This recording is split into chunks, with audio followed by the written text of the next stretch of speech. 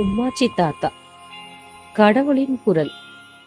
இது பிரபல நாளிதழ் ஒன்றில் வெளியான கட்டுரை.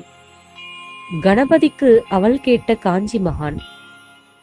மகா பெரியவா மீது மலையளவு நம்பிக்கையும் பக்தியும் வைத்திருந்த பக்தர்களுள் சுப்பிரமணியம் என்பவரும் ஒருவர்.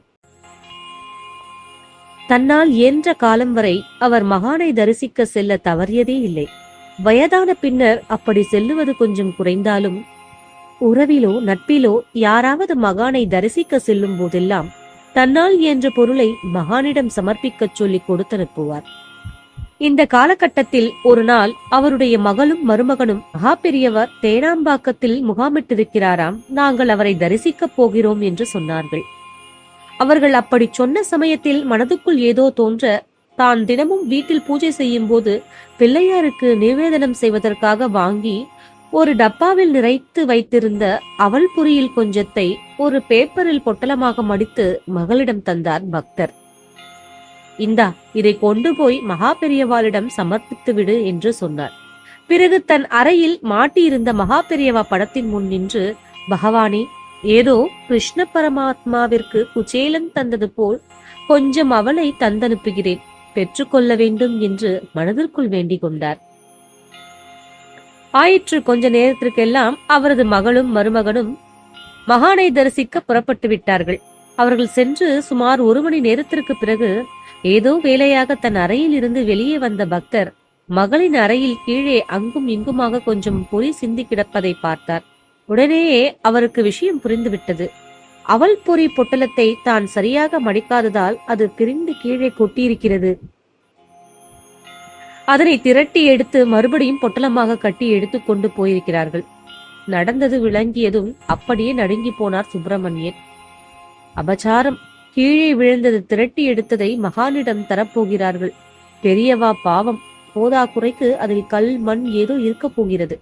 என்ன ஆகுமோ தெரியவில்லையே பகவானே! மனதிற்குள் மருக தொடங்கினார். இந்த சமயத்தில் மகா பெரியவாரை தரிசிக்க சென்றவர்கள் மகான் அங்கே இருந்த சிவன் கோவிலில் பிள்ளையார் சன்னதி முன் அமர்ந்து பக்தர்களுக்கு ஆசி வழங்கி கொண்டிருந்ததை பார்த்தார்கள். பெரும் கூட்டம் இருந்ததால் கொஞ்சம் ஒதுங்கி நின்றார்கள். பழம், கனி, பூ என்று பலரும் வாங்கி வந்து சமர்ப்பித்த பொருட்கள் மகான் முன் மலை போல் குவிந்திருந்தன. கொஞ்ச நேரம் கழிந்தது.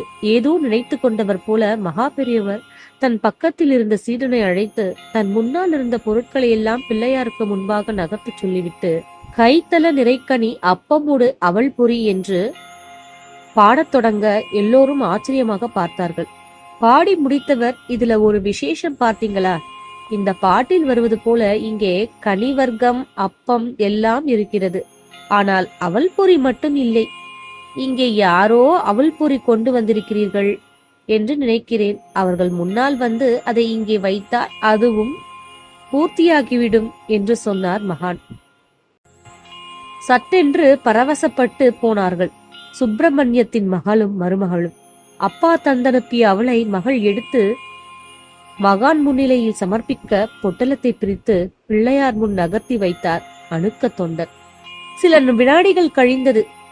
இந்த எல்லா பிரசாதங்களையும் எடுத்து எல்லோருக்கும் கொடு என்று ஆணையிட்ட ஆச்சாரியா அவள் பொரியை மட்டும் கொஞ்சம் எடுத்து வாயில் போட்டுக் கொண்டார். பிறகு பக்தரின் மகளையும் மருமகளையும் அழைத்து ஒரு சாத்துக்குடியை அவர்களிடம் தந்த மகான், அவர்கள் எதுவும் சொல்லாமலே இதை அப்பா கிட்டே கொடு என்று சொல்லி ஆசிர்வதித்தார். பெற்றுக்கொண்டு புறப்பட்டார்கள். பரமாச்சாரியாளுக்கு அழுக்கான அவளை தரப்போகிறார்களே என்று தவித்துக் கொண்டிருந்த பக்தர் மகளும் மருமகனும் வீட்டுக்கு வந்து நடந்ததை சொன்னதும் அப்படியே சிலிர்த்து போனார். அதுவும் தான் தந்த அவளை மகான் கொஞ்சம் எடுத்து உண்டார் என்பதை அறிந்தும் அவர் மனசு ஆனந்தத்தில் திளைத்தது. பக்தர் மனம் அழுக்காக இருக்கிறதா என்று மட்டும்தான் பகவான் பார்ப்பாரே தவிர அவன் படைப்பது அழுக்கா என்று பார்ப்பதில்லை. பரமாச்சாரியாலும் அந்த பகவானின் அம்சம்தானே.